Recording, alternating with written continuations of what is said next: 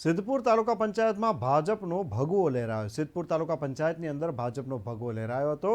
તાલુકા પંચાયતમાં પહેલા 2.5 વર્ષ કોંગ્રેસના હતા અને હવે ભાજપે કોંગ્રેસને હરાવી તાલુકા પંચાયત આંચકી લીધી છે। સિદ્ધપુર તાલુકા પંચાયતમાં પ્રમુખ ઉપપ્રમુખની ચૂંટણી યોજાઈ હતી, તેમાં ભાજપે બાજી મારી લીધી। કોંગ્રેસે 2.5 વર્ષ રાજ કર્યું હતું અને હવે પછીના 2.5 વર્ષમાં ભાજપનું શાસન રહેશે। કુલ ડેલિગેટો 22ની સંખ્યા હતી, તેમાંથી 12 ભાજપના પાસે હશે અને 9 કોંગ્રેસ પાસે હતા। કોંગ્રેસના એક સદસ્ય ગેરહાજર રહ્યા હતા। આમ ભાજપને 12 વોટ મળતા સત્તામાં ભાજપનો ભગવો લહેરાયો હતો, જેમાં પ્રમુખ તરીકે ગિરીબેન ઠાકોર, ઉપપ્રમુખ તરીકે જગદીશ પટેલની વરણી કરવામાં આવી હતી। કોંગ્રેસના 3 ઉમેદવારે ભાજપને સપોર્ટ કર્યો અને ભાજપને જીતાડી તાલુકા પંચાયતમાં ભગવો લહેરાયો હતો।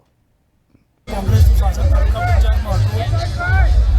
એ દરમિયાન માનનીય મંત્રીશ્રી આ વિસ્તારમાં પ્રતિનિધિ કર્યું, એમના કામો વિકાસના અને માનનીય કેન્દ્રમાં સરકાર છે, નરેન્દ્ર મોદી સરકાર છે, મોદી સાહેબની, એ સરકારના દેશના હિતમાં રાજભાવનાથી જે કામો થઈ રહ્યા છે વિકાસના અને દેશને આંતરરાષ્ટ્રીય જે નામના મેળવવાનો પ્રયત્ન થઈ રહ્યા મોદી સાહેબ કરી રહ્યા છે, એ ભાવનાઓથી પ્રેરાઈને માનનીય મંત્રીશ્રીના અહીંયા લોકલ પાર્ટીના આગેવાનના કામોના સહકાર, માનનીય મંત્રીશ્રીના સહકારીઓના સહકાર અને સંભાવનાના કારણે આ જે બી કોંગ્રેસના ડેલિગેટો હતા એ ભાજપ તરફ આકર્ષાયા અને એમને એવું લાગ્યું કે આ તાલુકાના વિકાસ માટે તાલુકા પંચાયત ભાજપની જરૂર છે અને ભાજપની બનશે તો માનનીય મંત્રીશ્રીને ગુજરાત સરકારને કામ કરવાની ખૂબ સારી તક મળશે કે આ તાલુકાના વિકાસના હિતમાં કોંગ્રેસના ડેલિગેટોએ ભાજપના ડેલિગેટોને સામેથી આવી અને સહકાર આપ્યો, એના કારણે તાલુકા પંચાયત બની છે।